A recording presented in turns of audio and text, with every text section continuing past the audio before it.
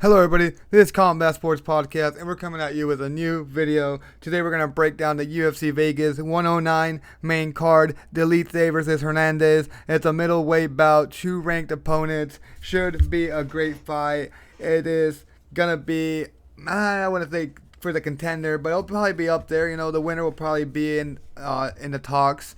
But it should be a really good fight. And then the Dana White Contender Series does start next week on Tuesday, I believe. And then there's PFL Africa, which I won't be doing.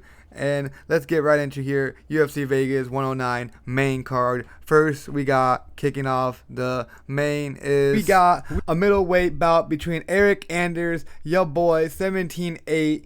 And one no contest. This is a middleweight bout, if I didn't say that. Going up against Christian, Leroy, Duncan, LD 11-2. This is gonna be, I want to say it's gonna be another striker with a striker bout. I feel like that's what they're trying to go for here. Not really, kind of big names, but not in the card. But they're trying to get it exciting here, where they go like striker versus striker, or grappler versus the grappler. That might turn into a striking fight. You know, that's what they're trying to do here. But this is gonna kick off the main here. Let's go talk about CLD over here. Christian, Leroy, Duncan, 11-2. This dude, amateur from 2015 to 2019, has a long amateur career. Look at that, 2015 right here, all the way up here till 2019. I thought it was just crazy. I was like, holy shit, he had like a whole nother career in amateurs. But he went there 17-6. He was the champ there. He had Cage Warrior fights. He started off pro in Cage Warriors in 2020. He was the champ there. He went 7-0 till he got his second fight in the UFC. He lost. He is 4-2 in the UFC, coming off a win. He has 8 knockouts, 1 sub and 2 decisions, and he has never been finished. This is Leroy, mostly a striker, doesn't really wrestle. Like I said, there goes for his 1 submission. Going up against his opponent over here, Anders, your boy, former football player, pro in 2015, LFA champ. Where's that at? The LFA champ. Right there, LFA champ. He beat Brandon Allen, who is now in the UFC. And, well, he was a title contender. He still is. I'm not sure how close he is to fighting for the title, but he's up there, ranked pretty high. Guy in the UFC. I'm pretty sure he's coming off a win to Marvin Vettori a couple weeks ago, or like last month. He got in the UFC in 2017. I'm talking about Anders right here. He went on a 2-fight win streak, then he lost to Machida. That's kind of crazy that he was fighting him, and he was still fighting then. He has missed weight once. He has losses to, look at that, great losses, great resume, a lot of great fighters. He was also a grappler, grappled some fights. This dude coming off a win by a knockout versus Chris Weidman. He is 1-0 in Bellator. He is 9-8 in the UFC, 2-0 in LFA. This guy has 10 knockouts, 1 submission, and 6 decisions, and he has only been finished twice, and for that he's only been knocked out 1 time. This should be a striker versus striker. Anders, like I said, decent football player, played college football in Alabama. He did pretty good, had a couple good years in there, had an interception and all that. I'll probably put some stats up or anything here and when I edit the video. Nice striker with a black belt in BJJ. Duncan, though, over here is a striker from Britain, has 8 knockouts, pretty much striker versus striker. Anders does average like 1 takedown, but he only like 1 or 2, like 2 takedowns here. He doesn't really get him either. Nice takedown defense, but he only has 1 submission, so he's not really going to go for takedowns. Anders is the UFC vet here, but it's pretty reckless. I can totally see Duncan maybe getting him with a counter or something, because like I said, Anders is a vet, but he can get pretty reckless. Duncan, I think, can outstrike him and most likely win by a decision. Like I said, look at how fast CLD is. Fast, likes to go for the body, good at switching angles. This dude could get a finish early, I say. But don't count Anders out. Anders is pretty fucking good. Like I said, veteran of the game. He could even fucking beat up CLD and get him out of there. But I don't think that's going to happen. I think Chris Duncan can get it done here by a decision, most likely. I could see him knocking him out, but Anders had only been knocked out once. But I just think CDL, younger, good at switching angles, and he's fast. I think he can get Anders out of here. And now decision. I'm gonna go for decision. I'm not gonna say first or second. I think by decision. Let's move on to the next fight. We got a bantamweight bout between Miles Chapo Jones, 15-3, going up against Gene Matsumoto, 16-1. Let's go talk about Matsumoto over here. This dude was pro in 2018, 15-0. He started regional champ. He also fought in the LFA, went 2-0 there. He is coming off his first loss ever to Rob Font. He was a big favorite, close fight. He did lose though. No, I guess not that big of a favorite, but he did lose, and that was his first loss ever. He kind of got exposed in that fight, but it is what it is. We're not gonna talk about that fight right now. Like I said, he was a regional champ. He is 2-1 in the UFC. First loss ever was in the UFC. Has never been finished. This dude has 3 knockouts, 6 subs, and 7 decisions. Let's go talk about his opponent over here, Miles Chapo Jones. His nickname is Chapo, 15-3. This dude is 31 years old.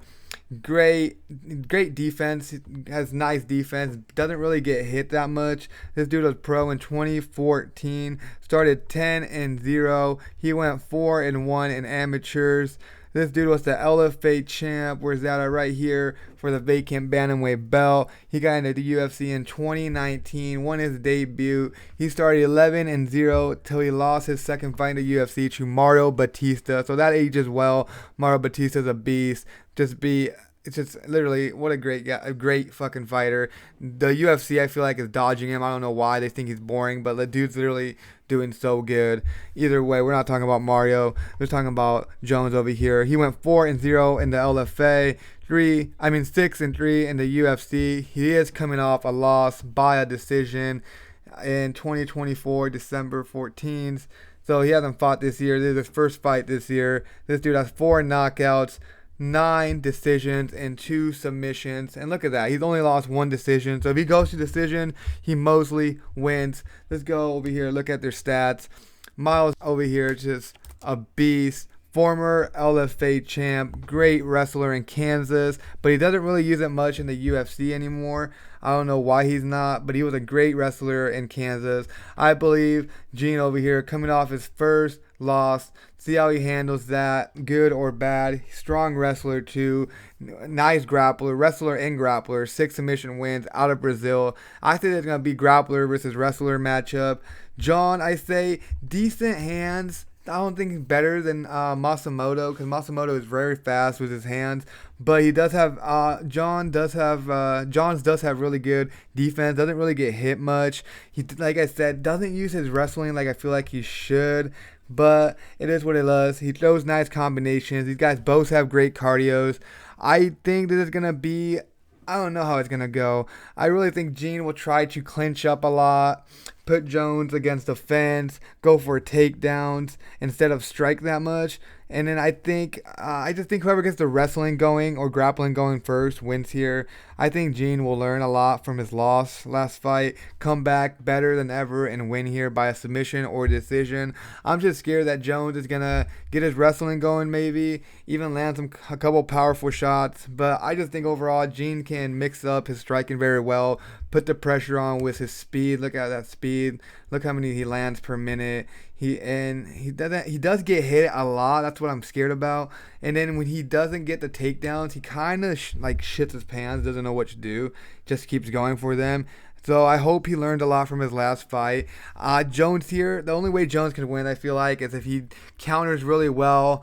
When Gene goes in for the takedowns, he sprawls a lot, resets, doesn't let Gene take him down, and just controls the pace of the whole fight.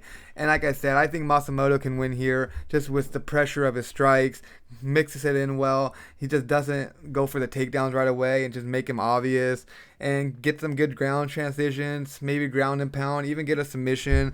If Jones wins, it's either going to be a knockout in the late round or most likely by decision.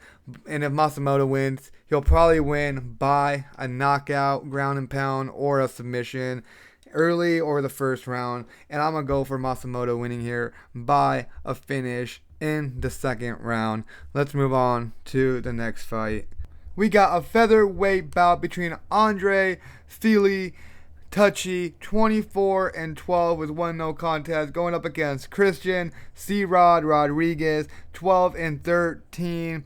Let's go talk about Fili over here, pro in 2009, got into UFC in 2013. Let's go all the way down here and look at that.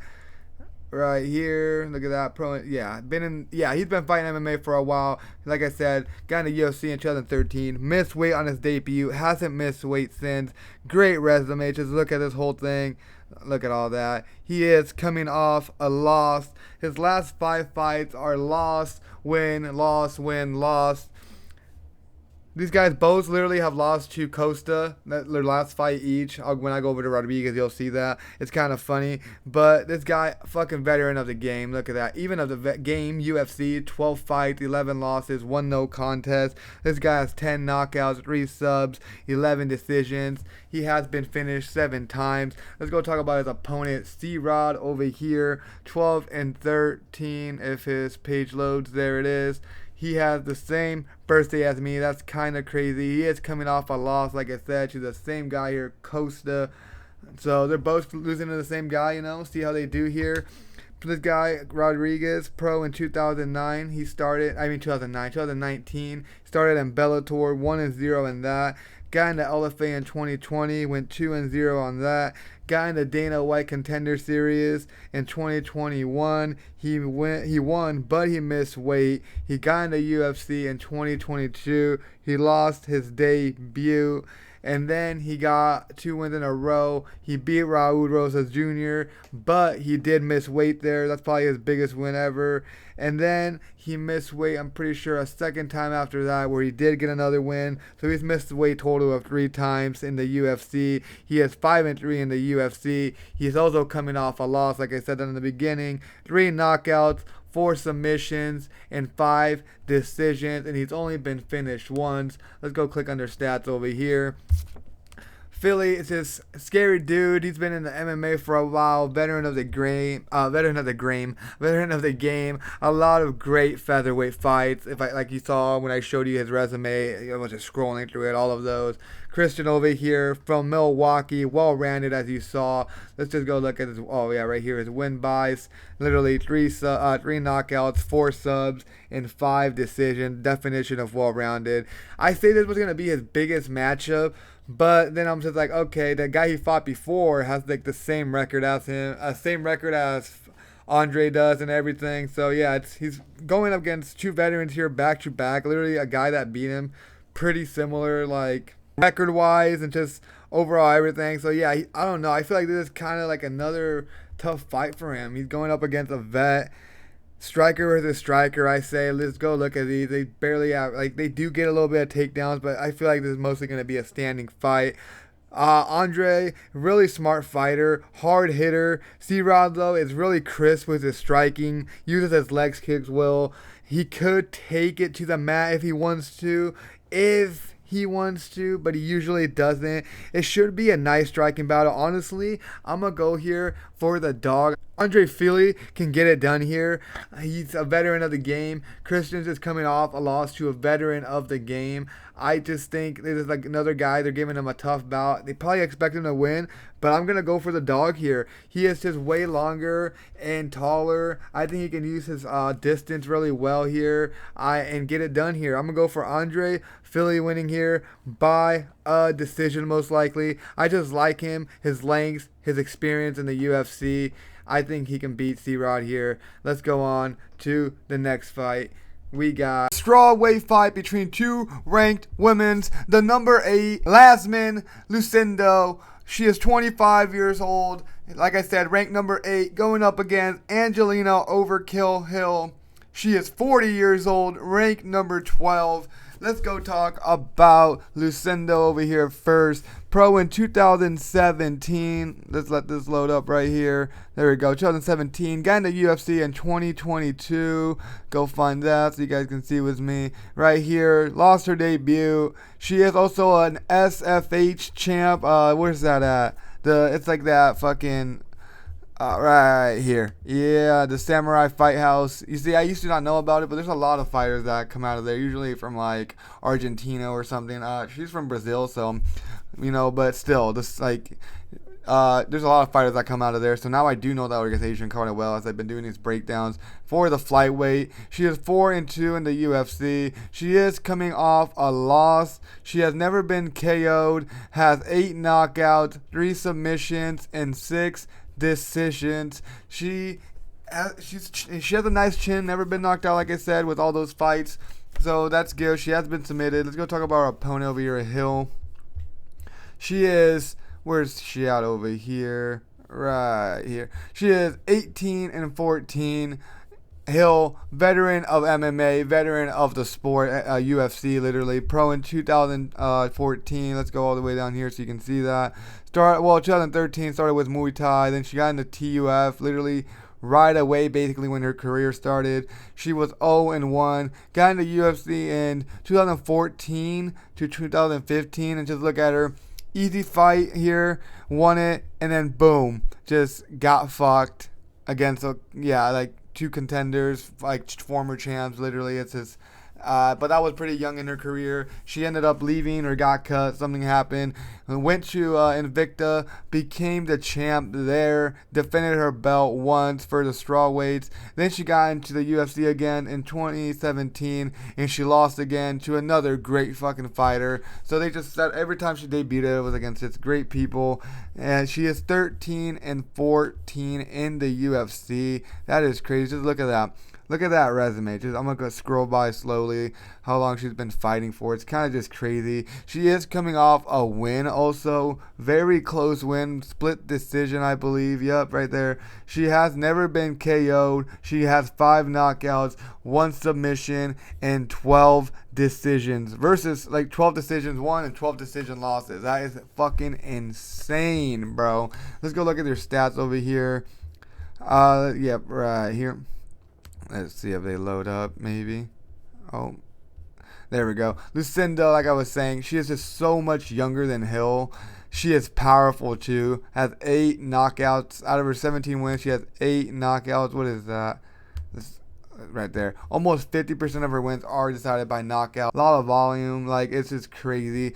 Great cardio. Where is that? Isn't there like a average fight time? Yeah, look at that. Just amazing cardio. Well, I guess both of them have amazing cardio, but just look at Hill. She has literally 12 decision wins, 12 decision losses. So she goes to decision a lot. Hill will try to outstrike in volume Lucindo for sure. That's going to be her technique here. Lucindo will try to counter her, maybe catch her with one of those punches coming in, as Hill is going to try to be aggressive and throw a lot. She might, Lucindo does have that 1-punch KO power, but to me, also, I just can't bet on a fucking 40-year-old. She's good. She's a vet, but her record and everything, I feel like she's getting slightly better as she gets older, but it's just like, I'm not going to go on a 40-year-old going up against a 25-year-old. Lucindo quicker now. I feel like more power. I feel like this is going to be a closer fight than probably the odds will say. Like, I wouldn't count Angelina Hill out for sure, but I still think that Lucindo gets it done here by a knockout at some point. Maybe not in the beginning. Maybe. I can just see her knocking her out. I'm not going to say what round, but I can see Lucindo winning here by a knockout and getting it done here. Let's move on to the co-main event. Supposed to be flyweight. I was kind of shocked when I saw this. I would have been shocked and you would have caught my raw emotion, but no, my recording fucked up. So I'm kind of re-recording this, but I was like really shocked. I was like recording and I was like, wait a minute, are they lying to me? No, they're not. This is true. It's a bantamweight. It's okay. Of course, the co-main here. Let's start off with Steve Astro Boy Erceg. He is 12-4, the number 10 ranked flyweight, former title contender. Fought for that 2 fights ago. Currently on a 3-fight losing streak, coming off a loss. His opponent owed the Jamaican sensation Osbourne. He is 13-8. He's stepping in short notice. These guys are both flyweights here, but I'm guessing Ode stepping in so short notice that he won't be able to make the weight. So, yeah, let me tell you the whole story here. He was supposed to fight Park. Steve was supposed to fight Park. Park had to step in last week because Abazi pulled out. Perez stepped in here, but Perez had to pull out because of an injury. So now Ode Osbourne is stepping in. short notice. I want to say like 5 days, maybe 7 days. I'm not sure yet, but he's stepping in there like. That's probably why he won't make weight, because it's like 5-7 days, maybe 7 days a week, short notice. But it should be a pretty good fight, guys. That's nice and composed against a guy that's wild. Let's go talk about Osbourne over here, the Jamaican sensation. He was pro in 2015. Let's go all the way down here. Got invited in the Dana White Contender Series in 2019. He got a submission win on that. He got in the UFC in 2020. His first fight, he lost, coming off a win by knockout. Before that, though, he was on a 0-3. Well, he was on a 3-fight losing streak. He's 5-6 in the UFC. This dude has 5 knockouts and 5 submissions and 3 decisions. This guy has also fought. He has fought bantamweight before, right here. Even for the championship, as you see right here, he did lose, but he has fought bantamweight before. He does have a little bit of experience at the bantamweight. But now when you go over here and talk about Steve Astro Boy, pro in 2016, like I said, former title contender. Went 7-1 in the amateurs, was the champ there. Got pro in 2016. He became the champ regional, and he became an eternal MMA champ. Got in the UFC in 2023. Fought for the belt after he was on a 3-fight win streak right here. Look at that. 1, 2, 3. Fought for the belt. Lost. Then he lost to a title contender. Literally a guy that's fought for the title right after he beat Steve. So it was literally like a title eliminator. Lost in that. Then he got a fucking former fucking champ. One of the fucking greatest champs there was. Brandon Moreno, a fucking beast. Veteran of the game. Viva la fucking Raza. I love Brandon Moreno. So, like, 3 fights, like, back to back to back. That was just extremely hard. Kind of crazy. So, yeah, he's 3-3 in the UFC. He has 2 knockouts, 6 submissions, and 4 decisions. He has only been finished 1. Let's go talk about the whole fight here. This should be a pretty decent fight. Steve, like I said, flyweight contender. This is a bantamweight bout, so it really won't matter here for his. It won't matter for the record, but it won't really matter for his ranking or anything. It won't really look that good unless he pulled out something crazy, you know. But they just put him out there right away. Like I said, got a title contender, fought for the belt, lost, and they just set him up for 2 other great fights. Like, it's just kind of crazy. Great wrestling base with 6 submissions, while his opponent over here, Osbourne, wild and powerful. For sure, really exciting. I want to say striker versus grappler, but honestly, it's just a well overall rounded fight. These guys can both strike and grapple. They both can do it all. I say, what is it? Osbourne is just crazy, like I said, wild, powerful, nasty knees, flying knees, nasty elbows. It doesn't matter where you are, from the bottom or the top. He's going to throw some nasty elbows, some nasty overhands. He is for sure more powerful, but I say Steve Erceg. It's more technical box, you know, boxer. He's really good at using his boxing, more composed for sure, not as wild. Honestly, I say that his opponent is easier. Hopefully he gets him on the right track. Steve for sure, the better grappler, 100%.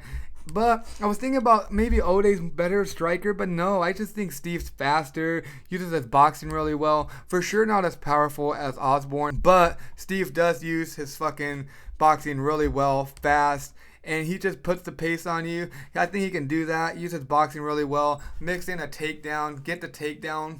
Or I just can see Osbourne overcommitting, trying to do some wild shit, a flying knee, a spinning attack or something, overcommitting and just get taken down and submitted. But I think Steve can get a win here by a finish. I got Steve winning by knockout or submission, but I can mostly see the submission. I can see Osbourne doing some wild shit and just overcommitting, and like I said, Steve taking him down and subbing him. But I'm going to get Steve getting on the right track here, finally gets an easier opponent.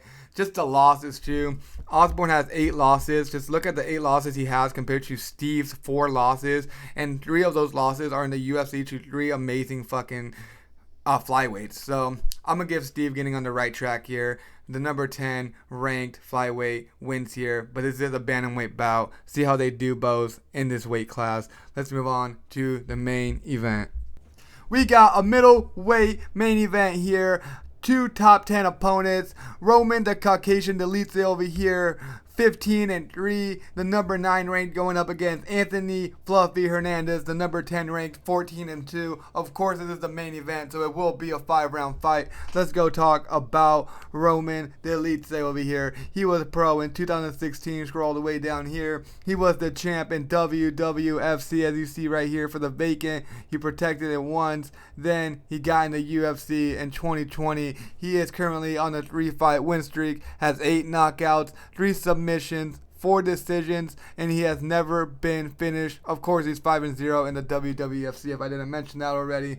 Let's go talk about Fluffy Hernandez over here. 14-2, 31 years old. I'm pretty sure Dolidze is 37 or something, but we're not talking about Dolidze right now. Let's go down here. Hernandez, 2011 to 2013. He had an amateur career, went 9-1. He was the champ there. Turned pro in 2014. LFA middleweight champ in 2018. He got in the Dana White Contender Series in 2018. He won that technically, but lost, got turned into a no contest because he tested positive for marijuana. That is bullshit. Luckily, he still got in the UFC in 2019, but he had a lot of canceled fights in the UFC. Just look at all those. And a lot of it because of him and because of his opponents, but just look at all of these. Just so many canceled fights. It's crazy. Hope he sticks it out here. This is a rebooked fight, as you see right here, but just kind of crazy. He's on a 7-fight win streak with all that. A lot of canceled fights. Still winning, though. He what is it? He hasn't lost since 2020, and his last loss was to Kevin Holland. This dude is 8-2 in the UFC, 3 knockouts, 8 submissions, and 3 decisions. So never lost a decision, and he has only been finished twice in his whole career. I'm actually really excited for this fight. It's going to be a banger. 2 top 10 ranked opponents here. Hopefully, whoever gets the win here, probably maybe one more fight, and maybe they could have a chance for the belt. But this, whoever wins here, it's going to be a close fight, I think. Roman, like I said, former light heavyweight champ in WWFC. But so is Anthony Hernandez in the LFA. These guys are both great grapplers. Roman, for sure, more powerful. Hernandez, though, known for his grappling and wrestling. Look at that. Just go look at their takedowns and all that, their percentages, their defense and all that. But he's just known for his grappling and wrestling. Both of these guys are really smart if you've seen them fight. They just know what they're doing. Roman, for sure, will try to keep this standing. Being the more powerful guy, I say better striker. Does have pretty decent ground game and top control when he gets on top, when he gets a takedown. But I think he'll try to keep it standing here. And, of course, as you know, Hernandez is going to try to strike a little bit, go for his takedowns. We'll see Roman try to strike and keep Hernandez up against the fence, I think. So Hernandez doesn't have the whole octagon to fucking go for a takedown, mix it in. I feel like he wants to keep him against the fence, so he doesn't really have that many options, you know. In later rounds, I could also see Dolidze maybe getting into his swinging it. Maybe he'll be a little more tired, but I know that he's probably going to try to mix in the takedowns later on. So hopefully he gets the striking going so he can mix in the takedowns as well. I could also see Hernandez doing some crazy shit, pulling a submission. I think, honestly, Dolidze should win here. Better striker, and he can hold himself in the grappling. He can definitely hold his own grappling, because if you've seen his fights, he is good. I could see him using it if it goes into the 3rd round. Or, yeah, if it goes past the 3rd round, I could totally see Dolidze wanting to take him down and all that. Getting his, because his striking will get going. Maybe mix it up and go for some takedowns.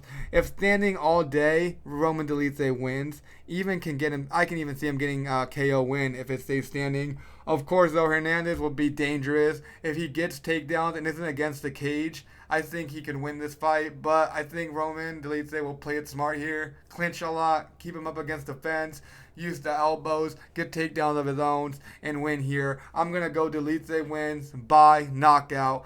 And that is it for this fight card. Let's go down here in the main card. Yesterday I did the prelims. Go check that out. Also, I got a little bit of parlays. Maybe I'll cook up here. And go check out my Twitter, Combat Sports YT or Combat Sports Podcast.